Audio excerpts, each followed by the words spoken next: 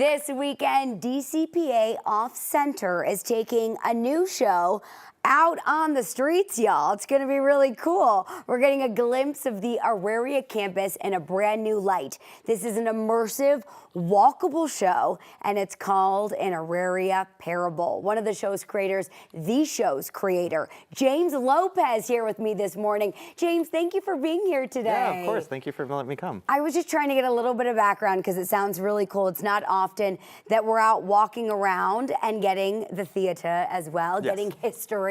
I love it. So this, of course, is inspired by the rich history of the Auraria campus. Yes. So tell us about it. Yeah, so an Auraria Parable is just that, a parable about the history of the land and the rivers and the water and the movement of the Aurarian campus.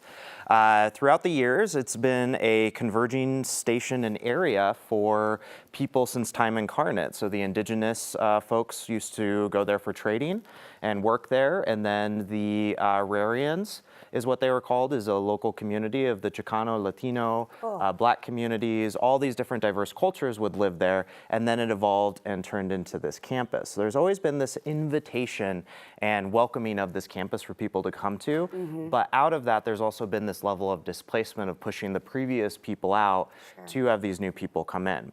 So what was really interesting to us was trying to explore, like, why is there this common pattern of repeating desire to come to this area, but only to be kicked out for new people to come to, and how do we break this cycle of invitation and displacement? Wow, it's really deep. Very, very deep. Yeah, really interesting, James. Okay, this is a walkable show. Correct. So if we're going, what do we need to plan for? I did read that it's also ADA accessible, which is really awesome. It is. We worked very, very hard to make sure it was ADA accessible as best we could as you walk on campus. It's roughly about 1.5 miles of walking. Okay. So there's a lot of walking. We're getting our steps in, baby. Getting your steps in. But there is a lot of sitting, a lot of places to relax, and it's a lot of just really reflecting in a couple different locations and areas of campus. So you're mostly outside, but we do make sure for weather to watch that. And we have had to do rehearsals in snowing, rain, storm, which was great. Yes. But we also are watching the weather too to make sure that that's okay. There's water accessible everywhere. And then because of the history of the campus with the different manufacturing factories, there are pickles as snacks inside of the show. Yes. Yes. You got me at snacks. You had me at history. You had me at snacks.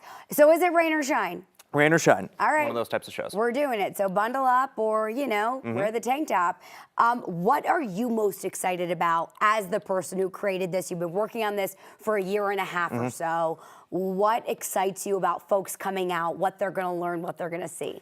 The most exciting thing for me is the fact that we get to help people share their stories they want to be shared as. Instead of it being just an archiving of stories and writing them down and letting them go, we worked really hard to allow and empower storytellers to make their stories feel real and feel alive.